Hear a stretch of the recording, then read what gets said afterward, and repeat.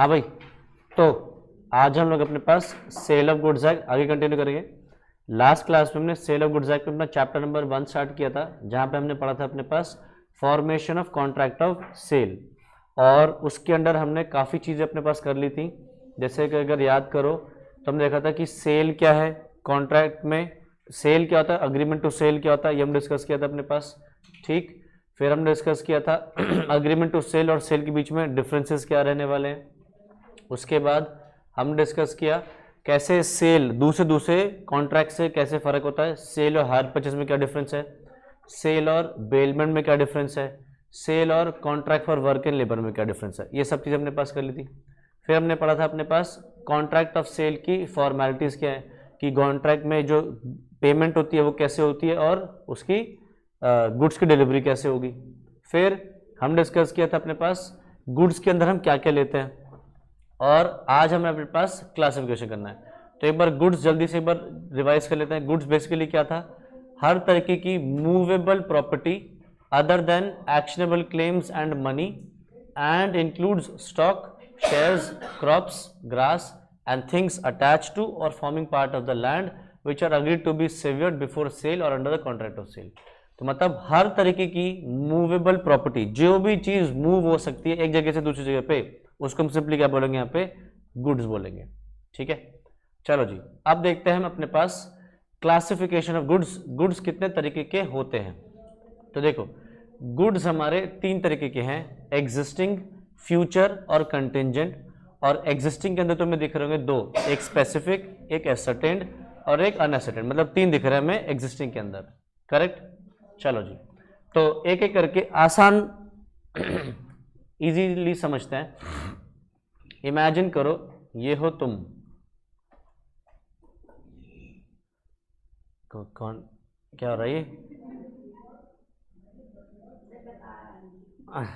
अच्छा अच्छा, ओके चलो। और ये है एक सब्जी वाला, तो ये सब्जी वाले का ठेला है, ठीक है। चलो तो तुम्हें खड़ा कर देते हैं यहाँ पे, और यहाँ पे खड़ा है सब्जी वाला। तो सब्जी वाले के पास लाल लाल टमाटर हैं, ठीक है। फिर और क्या, हरी हरी भिंडी है, ठीक है। हरी हरी शिमला मिर्च है, शिमला मिर्च होता है ना, कैप्सिकम है, ठीक है। कभी कोई कहे शिमला मिर्च क्या होता है, इसलिए मैंने बता दिया अंग्रेजों। अच्छा, और क्या, और क्या, अच्छा स्वीट कॉर्न है, स्वीट कॉर्न भी मिलता है ना आजकल, ये लो स्वीट कॉर्न मिल रहा है, ठीक है। और कौन सी सब्जी ले लें, गोभी ले लो, लो हरी गोभी, ठीक है, ये बहुत सारी गोभी है। फिर और अरे सारे हरे हरे, ये लो जी मटर भी ले लो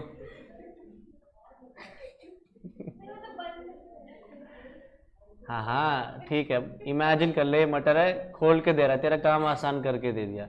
मम्मी तेरे को रात में भी नहीं बिठाएंगे बिस्कुट छिलवाने के लिए ठीक है। और और काले कलर से क्या बनाऊं, बैंगन काले कलर का नहीं, नीले ले लो, ये लो बैंगन ले लो थोड़ा सा, ये लो जी बैंगन। इसको देख के मुझे आम याद आया, ये लो आम भी मिल रहा है,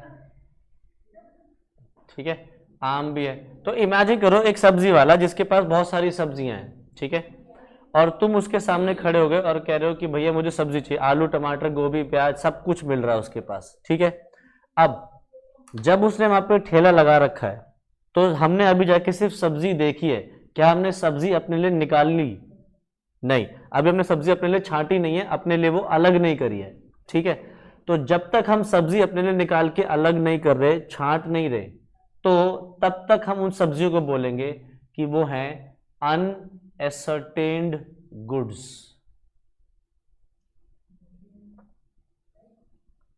ठीक है। अनएसर्टेन्ड गुड्स का मतलब क्या है, वो गुड्स जो हमने अभी अपने लिए बल्क में से निकाल के अलग नहीं रखे, ठीक है। अब अगर तुम इनमें से छांटना शुरू कर दो, मटर अपने लिए छांट ली, बीन्स छांट लिए, आलू छाट लिए, टमाटर छाट लिए, मटर छाट ली, सब अपने लिए निकाल निकाल के अलग अलग रखने शुरू कर दिए। तो हमने क्या किया, अब अपने लिए अलग कर दी, तो इसको क्या बोलेंगे, अब जो ये सब्जियां जो हमने अपने लिए अलग कर दी, तो ये अनएसरटेन्ड से क्या हो गई, अब एसरटेन्ड गुड्स हो गई।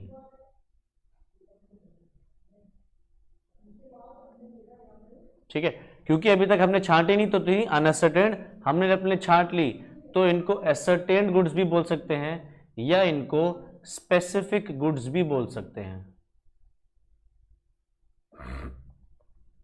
ठीक है, अच्छा एक चीज देखो, यहां पे मैंने लिखा है एग्जिस्टिंग गुड्स के अंदर दो होते हैं, एक स्पेसिफिक, एक एसरटेन्ड और एक अनएसरटेन्ड। अनएसरटेन्ड तो समझ में आ गया सर, आपने भी बोला एसरटेन्ड को स्पेसिफिक भी बोल दो, पर आपने जो स्पेसिफिक अलग लिख रखा है, एसरटेन्ड अलग लिख रखा है।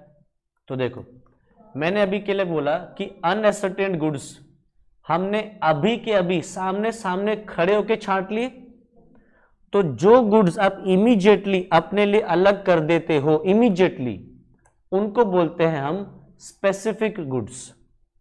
ठीक है, अगर इनको हम बाद में छांटें, बाद में अलग करें, तो फिर वो बन जाते हैं एसरटेन्ड गुड्स। ठीक है, जैसे फॉर एग्जांपल हमने सब्जी वाले से क्या बोला कि शाम को घर पे सब्जी भिजवा दियो, 2 किलो आलू, 1 किलो टमाटर, एक ये एक वो, एक ये एक वो, हमने क्या बोला, शाम को भिजवा दियो। तो हाँ, तो हम अभी क्या करके गए, हमने अभी सिर्फ उसको बोला कि भिजवा दियो, तो अभी क्या अनएसरटेन्ड है, और वो भिजवा कब रहा है, शाम में, तो वो एसरटेन बाद में हो रहे हैं।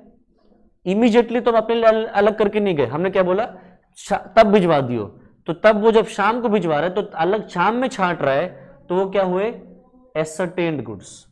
अगर अभी के अभी छांट जाते इमीडिएटली, तो वो क्या बनते, स्पेसिफिक गुड्स। तो लॉ में ना एसरटेन्ड गुड्स जैसा कोई शब्द नहीं है, जो कॉन्ट्रैक्ट एक्ट है, कॉन्ट्रैक्ट एक्ट में एसरटेन्ड गुड्स जैसा कोई शब्द नहीं है, बट बनाया जाता है कि अगर आपने गुड्स अपने लिए छांट लिए, इसको बोलते हैं, जो छांट रहा है ना, जो वर्ड हिंदी में बोल रहे हैं, इसको इंग्लिश में बोलते हैं अप्रोप्रिएट करना। तो अगर आपने गुड्स अपने लिए अप्रोप्रिएट कर दिए इमीडिएटली, तो हम इनको बोलेंगे स्पेसिफिक गुड्स। और अगर हमने इनको अप्रोप्रिएट करा, छांटा लेटर ऑन, बाद में, तो ये क्या बनेंगे, एसरटेन्ड गुड्स। तो बस स्पेसिफिक और एसरटेन्ड गुड्स में फर्क सिर्फ और सिर्फ वक्त के साथ होता है। इमीडिएटली किया तो वो स्पेसिफिक, बाद में किया तो वो गए एसरटेन्ड। ठीक है, और जब तक हमने छांटे ही नहीं, अपने लिए अलग ही नहीं करे, तो वो क्या है, अनएसरटेन्ड गुड्स हैं। चक दे फट्टे। अच्छा जी आओ नजर मारे। तो देखो सबसे पहले आ रहा है एग्जिस्टिंग गुड्स। एग्जिस्टिंग गुड्स के अंदर ये 3 है, तो बुद्धि लगाओ, सिर्फ और सिर्फ इंग्लिश को ट्रांसलेट करना है। एग्जिस्टिंग गुड्स का मतलब क्या है, जो गुड्स एग्जिस्ट करते हैं अभी इस वक्त, करेक्ट। तो देखो क्या लिख रहा है, existing goods are those goods which are existing at the time of sale. मतलब जो गुड्स हैं इस वक्त, यानी कि the seller either owns them और is in the possession of such goods, उसके पास या तो वो गुड्स पड़े या वो गुड्स को ओन करता है, तो इसके अंदर आए स्पेसिफिक गुड्स। तो स्पेसिफिक गुड्स मतलब goods identified and agreed upon at the time of contract of sale। मतलब जो गुड्स आपने आइडेंटिफाई करे और अग्री कर ले कि हाँ भाई मुझे ये चीज चाहिए, तो वो हो गए स्पेसिफिक गुड्स, क्योंकि आपने कॉन्ट्रैक्ट करते वक्त उनको अलग कर दिया। These goods are decided at the time of entering the contract specifically। तो अगर हम अपने हाथ से जैसे डिसाइड कर लेके हैं सैमसंग गैलेक्सी S20 प्लस ही चाहिए, OnePlus 8 ही चाहिए, या LG की वॉशिंग मशीन चाहिए, तो हमने अपने लिए छांट लिया, अलग से कर लिया। ठीक है, तो जैसे देखो A had 5 cars of different models। He agreed to sell his Santro car to B and B agreed to purchase the same car। तो एक आदमी के पास 5 गाड़ियां थी और उसने दूसरे से कहा कि मैं तुझे सैंट्रो बेचूंगा, और दूसरे ने भी कह के ठीक है मैं सैंट्रो ही खरीदूंगा। तो हमने क्या किया, 5 गाड़ियों में से एक गाड़ी अपने लिए अलग कर ली, छांट ली, तो वो हो गया स्पेसिफिक गुड्स। ठीक। दूसरा होता है एसर्टेन्ड गुड्स। तो मैंने बोला था एसर्टेन्ड गुड्स कॉन्ट्रैक्ट एक्ट ने नहीं बोल रखा है, कॉन्ट्रैक्ट एक्ट में नहीं लिखी होगी ये बात, तो ये चीज उन्होंने मैंने यहाँ पे भी लिख दी। This term is not defined in the act but has been judicially interpreted. Ascertained goods are those goods which are identified in accordance with the agreement after the contract of sale is made. Contract of sale बन जाता है, उसके बाद future में later on जाके उनको आप अलग करते हो अपने लिए। ठीक है। व्हेन फ्रॉम अ लॉट और out of a large quantity of unascertained goods the number or quantity contracted for is identified and set aside for such contract, such identified goods are called ascertained goods। ठीक है। तो देखो example, a wholesaler of rice has 500 bags of rice. तो एक wholesaler के पास चावल के 500 bags अपने गोदाम पे रखे हैं। He agrees to sell 50 bags and these bags were selected and set aside. तो जब आप उनको अलग करोगे, अगर आपने तभी अलग कर लिया तो क्या बनेंगे स्पेसिफिक, बाद में अलग करोगे तो क्या बनेंगे एसर्टेन्ड। तो he agrees to sell 50 bags, agrees to sell, अब मतलब अभी अग्रीमेंट हुआ है, बेचे नहीं गए, and these bags were selected and set aside on selection. जब ये सेलेक्ट कर लिए जाएंगे those 50 bags will become ascertained।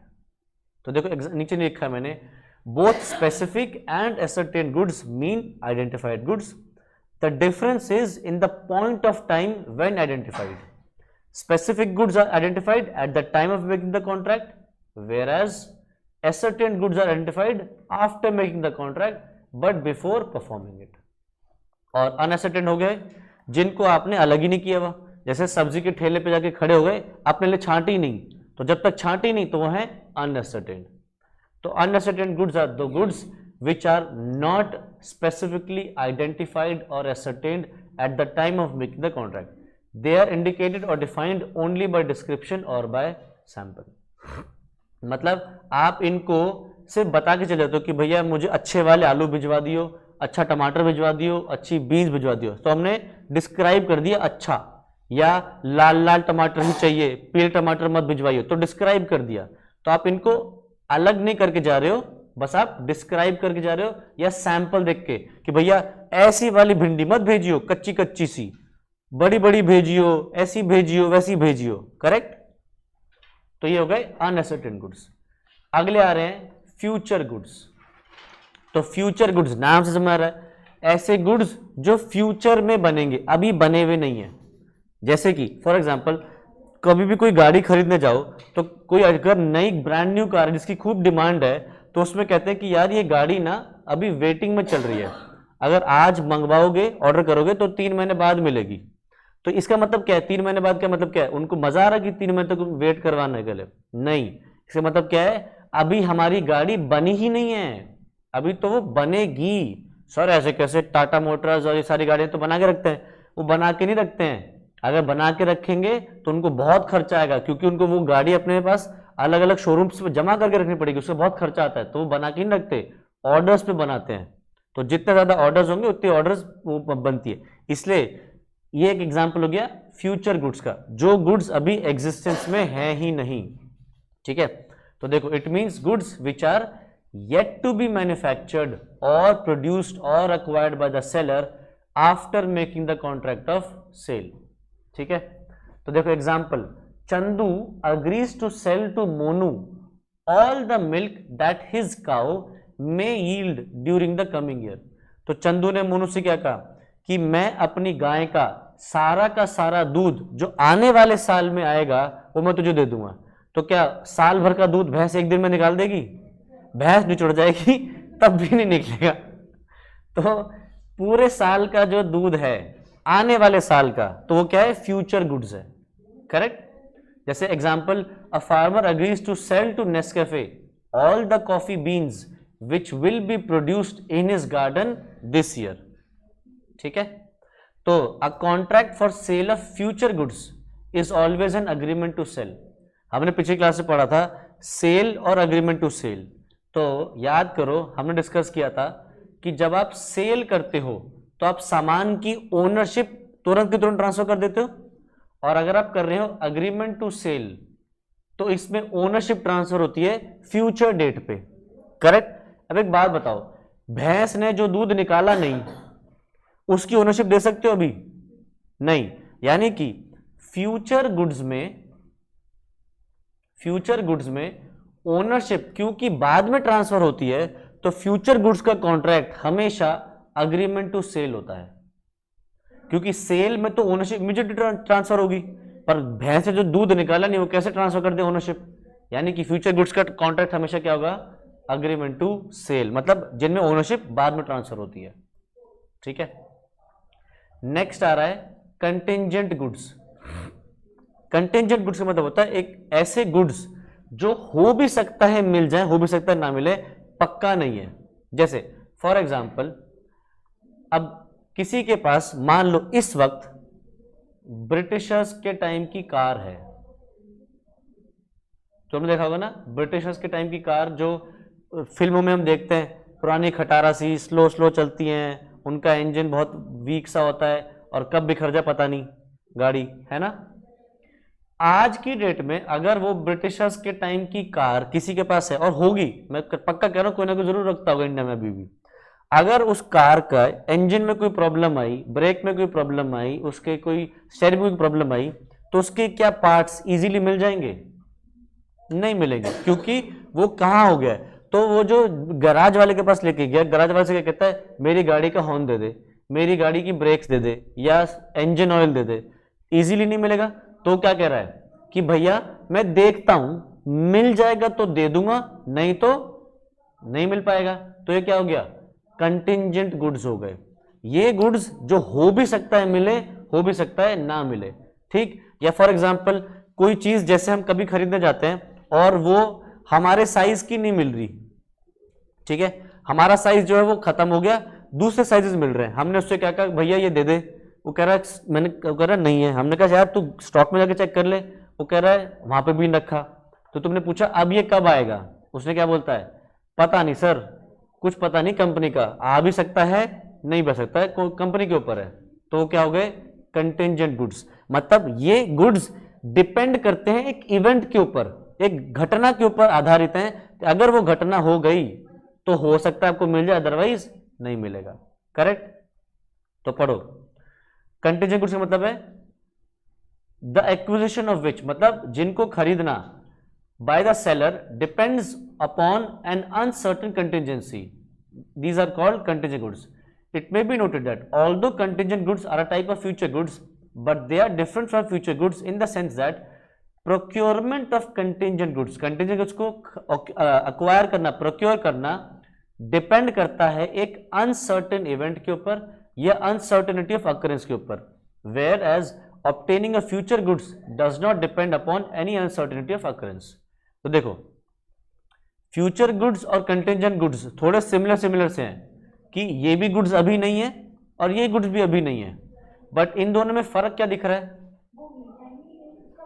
बिल्कुल, ये वाले तो पक्का है कि भैया मिल जाएंगे, बट इस वाले पे आशंका है, शक है कि हो भी सकता है मिल जाए, हो भी सकता है ना मिले, ठीक। चलो जी, तो हमने अपने पास टाइप्स ऑफ गुड्स कवर कर लिए, एग्जिस्टिंग के अंदर स्पेसिफिक, एसर्टेन्ड, अनएसर्टेन्ड, फ्यूचर गुड्स और कंटिंजेंट गुड्स। चलो आगे बढ़ते हैं। नेक्स्ट आ रहा है effect of destruction of goods. Oh my God, अगर गुड्स डिस्ट्रॉय हो जाएं, खराब हो जाएं, तो उसका नतीजा क्या होगा, ठीक है।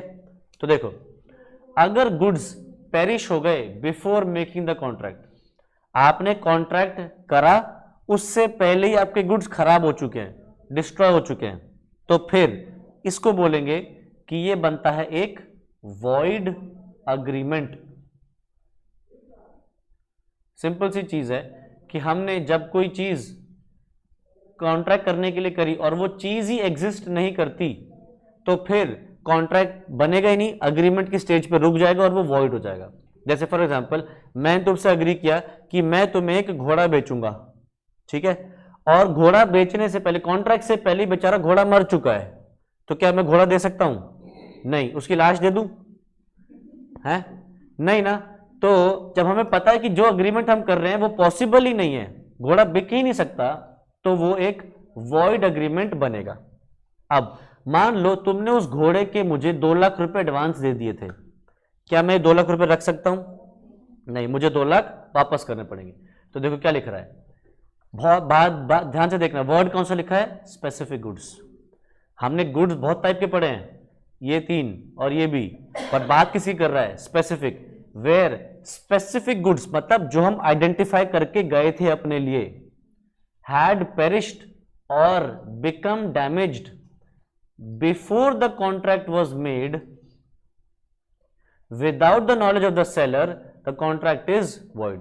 मतलब गुड्स पेरिश हो चुके हैं कॉन्ट्रैक्ट से पहले ही, तो वो जो कॉन्ट्रैक्ट हमने किया वो क्या हो गया? वॉइड।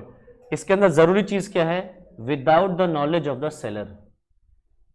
अगर मुझे पता है कि मैं जो घोड़ा बेच रहा हूं वो घोड़ा पागल है या वो मर चुका है, फिर भी बेच रहा हूं, तो मैं क्या कर रहा हूं? मुझे पता है कि मैं घोड़ा मर चुका है, फिर भी पैसे हटना चाह रहा हूं, क्या कर रहा हूं मैं? फ्रॉड कर रहा हूं। तो फिर वो वॉइडेबल कॉन्ट्रैक्ट बनेगा। फर्क है, एक होता है वॉइड कॉन्ट्रैक्ट, एक होता है वॉइडेबल कॉन्ट्रैक्ट। समझ में आ रहा है ना?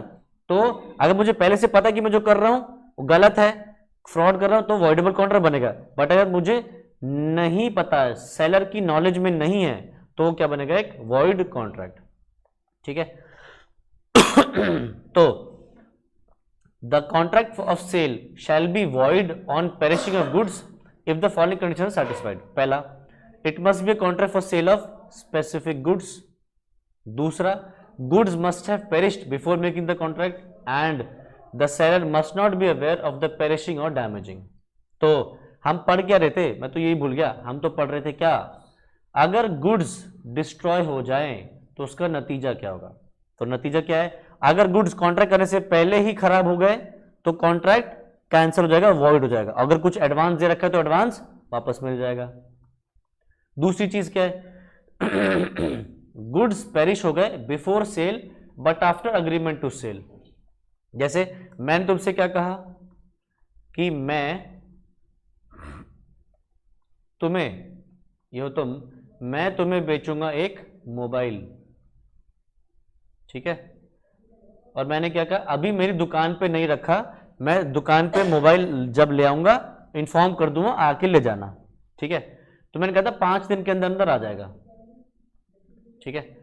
हुआ क्या? 2 दिन बाद ही मेरे दुकान पे तुमने आइडेंटिफाई कर लिया था एक फोन कि तुम्हें यही वाला फोन चाहिए, तुमने एक मोबाइल आइडेंटिफाई करके रख लिया अपने लिए, ठीक है? बट तुमने क्या कहा? इसका कलर दूसरा मंगवा दो, बस कलर ये वाला मंगवा देना। मैंने कहा ठीक है। अब हुआ क्या? 2 दिन बाद मेरी दुकान पे मेरा बेटा आ जाता है, वैसे मेरे को अभी बच्चा नहीं है, फॉर एग्जाम्पल 2 दिन बाद मेरा एक बच्चा आता है और वो उस फोन के साथ खेलता है और वो फोन गिरा के उसको फोन को तोड़ देता है। एक ही मंगवाया था मैंने वो पीस जो तुम्हें चाहिए था, और मैंने उसको, मेरे बच्चे ने उसको तोड़ दिया, ठीक है? बताओ क्या मैं अब तुम्हें दे सकता हूं? नहीं, अब मैं ये नहीं बेच पाऊंगा। तो यहां पे क्या हुआ? कॉन्ट्रैक्ट तो हम कर चुके हैं कि मैं तुम्हें बेचूंगा, यानी कि ये एक अग्रीमेंट टू सेल है, क्योंकि ओनरशिप तुम्हें बाद में मिलेगी 5 दिन बाद। बट हुआ क्या? उससे पहले ही गुड्स पेरिश हो गए, ठीक, खराब हो गए। या मोबाइल नहीं है, मान लो घोड़ा है, वही वाला एग्जांपल है जो घोड़े वाला है। तो जब मैंने तुमसे कॉन्ट्रैक्ट किया था मैं तुम्हें घोड़ा बेचूंगा, घोड़ा जिंदा था। 2 दिन बाद उस घोड़े की, बेचारे की अपने आप मौत हो गई। मेरे गलती से नहीं हुई है, मैंने कुछ ऐसा उटपटांग नहीं खिलाया, वो सडनली बेचारे घोड़े को कोई बीमारी लगी और वो बेचारा घोड़ा मर गया। तो बताओ क्या मैं अब तुम्हें घोड़ा दे सकता हूं? नहीं। अगर तुमने कोई घोड़े का एडवांस दिया तो क्या अपने पास रख लूं? क्यों? मैंने क्या बोला? मेरी गलती से थोड़ी मरा है, अपने आप मर गया, घोड़े से लो। घोड़े का ऑनर तो मैं हूं, पर घोड़ा तो अपनी गलती से मरा है ना, उससे ले। कॉन्ट्रैक्ट तो मेरे से हुआ था ना, एग्जैक्टली। तो मैंने जो घोड़े का एडवांस ले रखा है मुझे वो वापस करना पड़ेगा, करेक्ट? चलो जी, तो देखो, where specific goods had perished, मतलब जो गुड्स आइडेंटिफाई करके थे, हाँ भाई यही वाला घोड़ा चाहिए, तो तुम 5 दिन बाद इसके नाल वाल, जो इसकी नाल लगती है नीचे घोड़े की, वो ठीक कर देना, इसको नहला देना, इसके दांत साफ कर देना, सब कुछ के लिए 5 दिन का वक्त लिया था मैंने, ठीक है।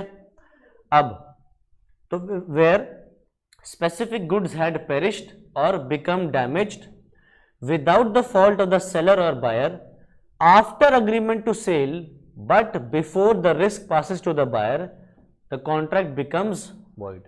यानी कि हमने कॉन्ट्रैक्ट तो कर लिया था कि मैं तुम्हें बेचूंगा, तो अभी तक अग्रीमेंट टू सेल हुआ, सेल नहीं हुआ, और उससे पहले ही क्या हुआ, बेचारा गुड्स जो हैं वो पेरिश हो गए या डैमेज हो गए, तो कॉन्ट्रैक्ट बिकम्स वॉइड, ठीक है। तो ये सारी चीजें वही बार बार रिपीट हो रही हैं। अच्छा, तो देखो, perishing of goods means not only physical destruction of the goods, but it also covers loss by theft or loss in the commercial value of the goods। The example where cement is spoiled by water and becomes stone। तो देखो, perishing of goods का क्या कहना चाह रहा है वो यहाँ पे, कि perishing से सिर्फ physical destruction से का मतलब नहीं है, कुछ और भी हो सकता है। जैसे फॉर एग्जाम्पल वो घोड़ा किसी घोड़ी के साथ भाग गया, अब घोड़ा ही नहीं मिल रहा, ढूंढते रहो, तो क्या हो गया, घोड़ा अब नहीं बेच सकता मैं। या फिर मान लो वो मोबाइल दुकान पे चोरी हो गया, मतलब रखा था दुकान में, चोरी हो गई, दुकान में आग लग गई और सब जल गया, तो उसको भी इसके अंदर कवर किया जाएगा, ठीक है। या फिर सीमेंट के ऊपर पानी गिर गया, और सीमेंट पे पानी गिरने का मतलब क्या है, खराब, बस हो गया उसका बेड़ा गर्क, क्योंकि उसको अब क्या बन जाएगा, पत्थर बन जाएगा, करेक्ट।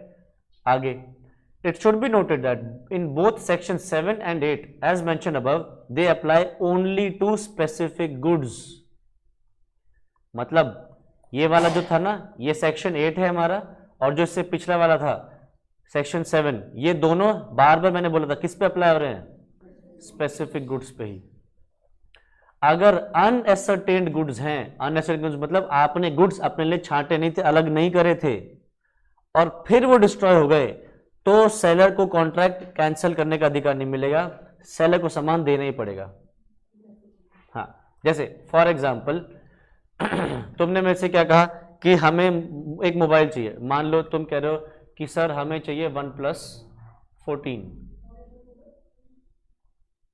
ठीक है। अब मैंने क्या कहा, अभी तो दुकान पे नहीं है, आएगा, अभी एक भी फोन नहीं, एक भी पीस नहीं है, अभी आएगा तब मैं तुम्हें दे पाऊंगा, जब मिल जाएगा। तो तुमने पूछा कितने दिन में आ जाएगा, मैंने कहा 5 दिन में आ जाएगा। ओके जी, 5 दिन बाद तुम आ रहे हो और देख रहे हो क्या, दुकान तो जली पड़ी है, या दुकान में चोरी हो गई, दुकान खाली है, और मैं माथा पकड़ कैसे बैठा हूं, ठीक है। और तुम क्या कह रहे हो, अरे सर क्या हो गया, मैंने कहा कुछ नहीं, दिख नहीं रहा, ये मतलब पूछना पड़ रहा तुम्हें, ये भी दुकान खाली हो गई है, सर सारा सामान बिक गया, अरे नालायक, बिका नहीं है, सब खाली हो गया, चोरी हो गई, दुकान मेरी चोरी हो गई। अब तुम कह रहे हो सर मेरा OnePlus 14, मैं कहीं और से ले लो भाई। तुम कह रहे हो सर आप ही के पास तो मिल रहा था, आप ये मना कर रहे हो। मैंने कहा अब क्या करूं, जब चोरी हो गए तो OnePlus 14 तो क्या तुम मेरे पास छांट के गए थे अलग करके, यही वाला चाहिए, यही वाला कलर चाहिए, नहीं, तो ये क्या है, अनएसर्टेन्ड है। तो लॉ ये कहता है अगर अनएसर्टेन्ड गुड्स हैं तो फिर मुझे इस केस में तुम्हें मोबाइल डिलीवर करना पड़ेगा, ठीक है। कॉन्ट्रैक्ट कैंसिल नहीं होगा, मुझे OnePlus 14 लाके तुम्हें देना पड़ेगा, क्योंकि मैंने तुमसे कॉन्ट्रैक्ट कर लिया था और तुमने गुड्स अपने लिए अलग नहीं करे थे, ठीक है। आओ इसको पढ़ो। It should be noted that both section 7 and 8 apply only to specific goods। It is only perishing of specific and ascertained goods that affect a contract of sale।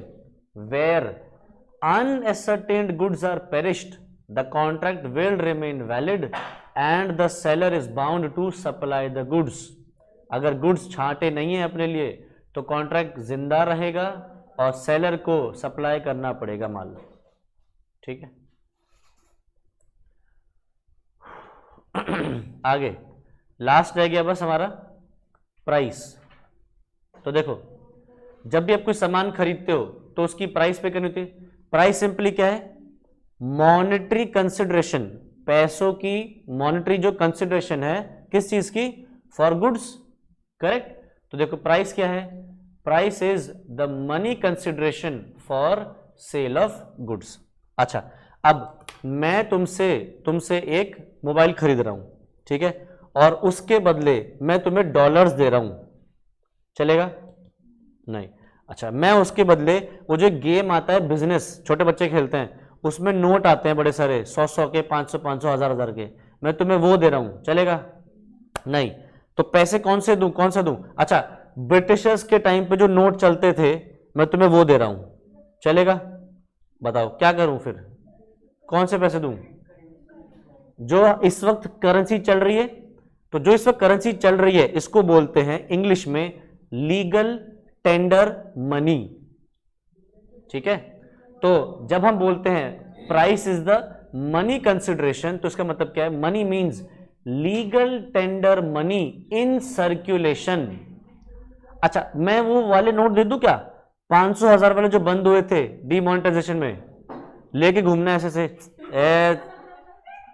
हमारे पास ये, किसी और के पास है ही नहीं, है? नहीं चलेगा ना।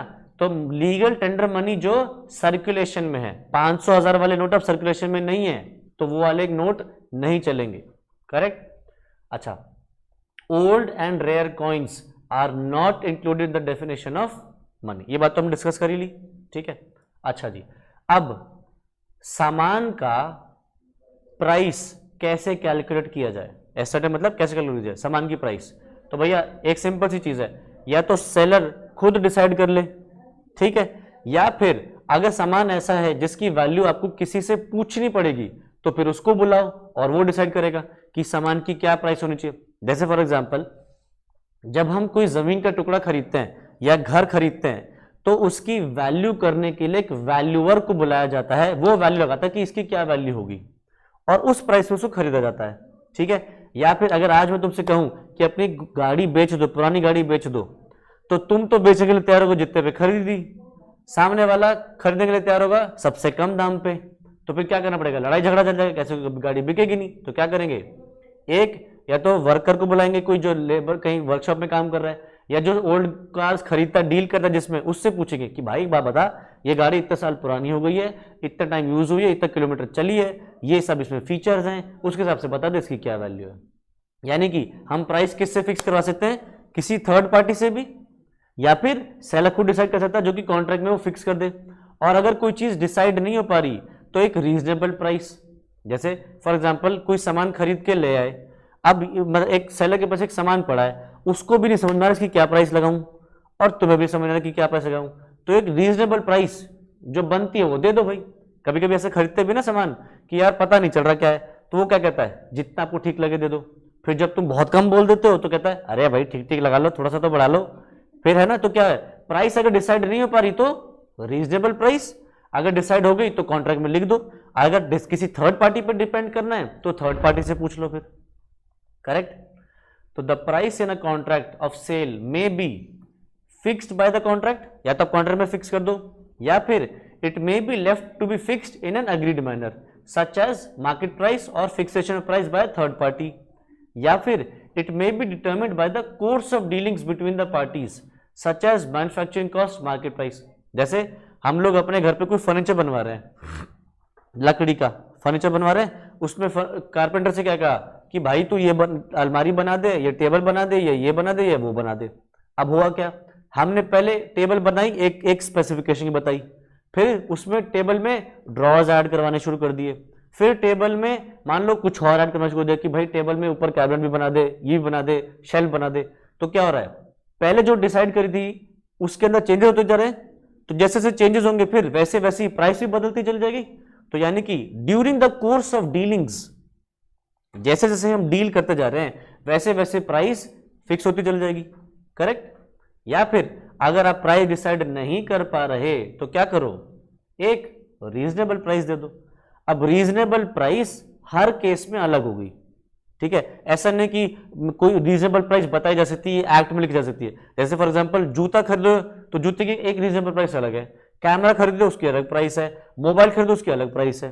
तो रीजनेबल प्राइस फिक्स नहीं की जा सकती, वो एक क्वेश्चन ऑफ फैक्ट है जो डिपेंड करता है circumstances of each case, her case के हालातों के हिसाब से रीजनेबल प्राइस बदल जाएगा।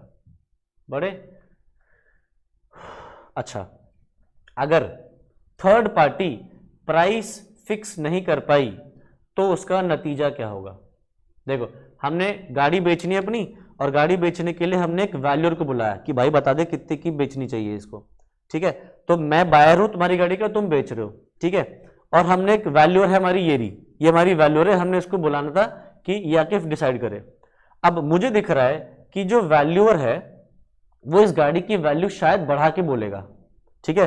तो मैं कोशिश कर रहा हूं कि ये वैल्यू करने ना पहुंच पाए, इसको अगवा कर लिया मैंने, है, या इसको वहां पहुंचने ही नहीं दिया। किसी भी तरीके से मैंने बायर ने प्राइस फिक्स होने नहीं दी, तो ये सेलर मुझे बेचेगा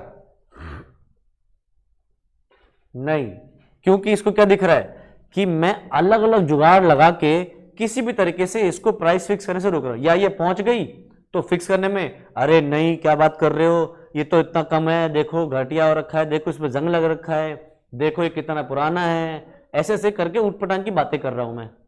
मतलब मैं किसी भी तरीके से इसको वैल्यूअर को प्राइस फिक्स करने से रोक रहा हूं, तो फिर ये मुझे सामान बेचेगा नहीं बेचेगा।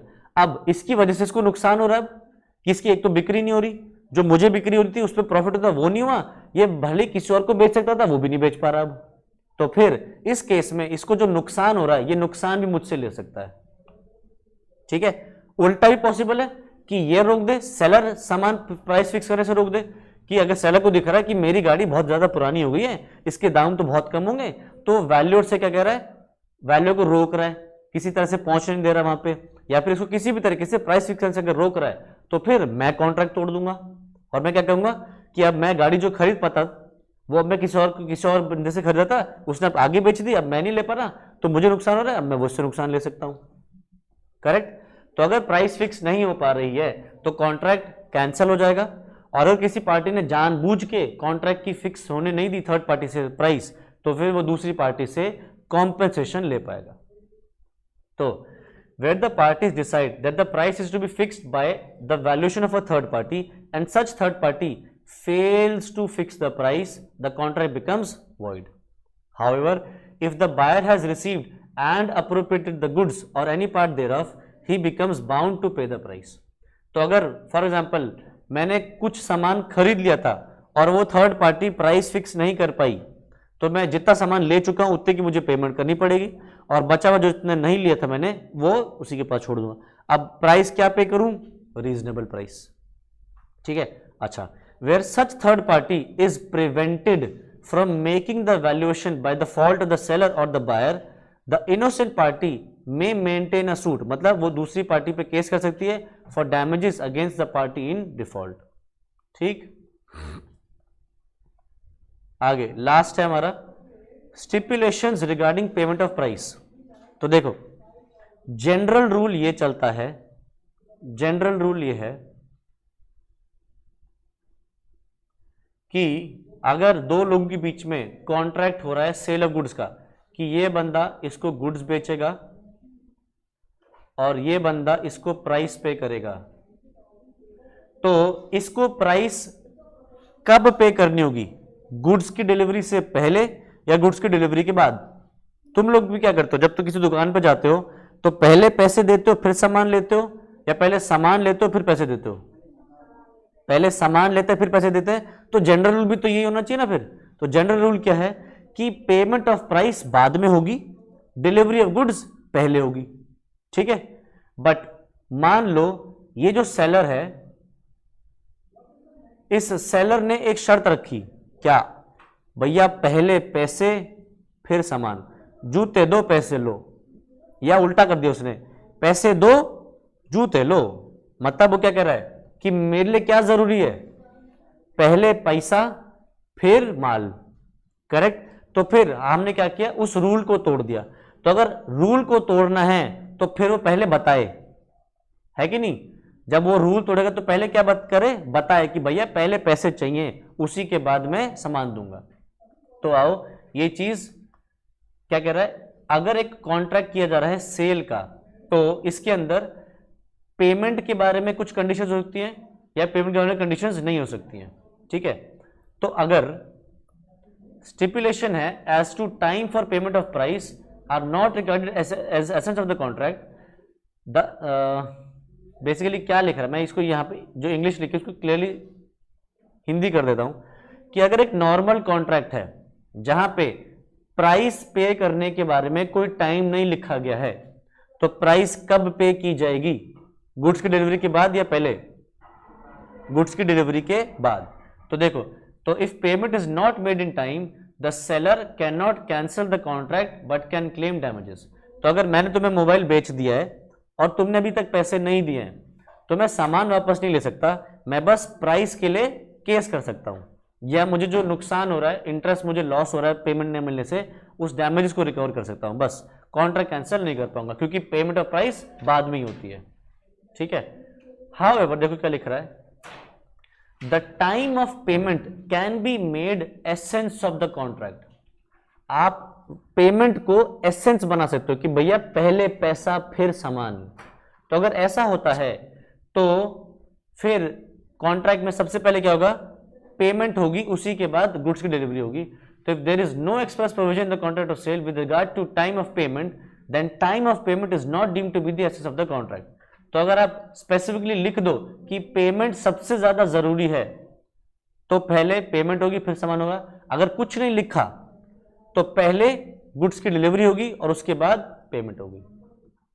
ठीक है। तो ये चीज उन्होंने यहां पे दोबारा लिख दी, whether any stipulation as to time is of the essence of the contract will depend upon the terms agreed upon.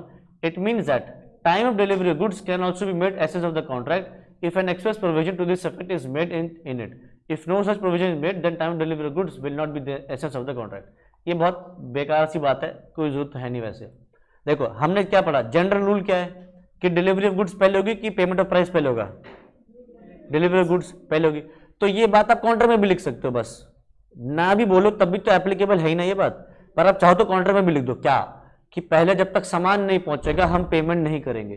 तो अगर आपने ऐसा लिख दिया तो फिर जब तक सामान नहीं आएगा पेमेंट करने की जरूरत नहीं है। ठीक है।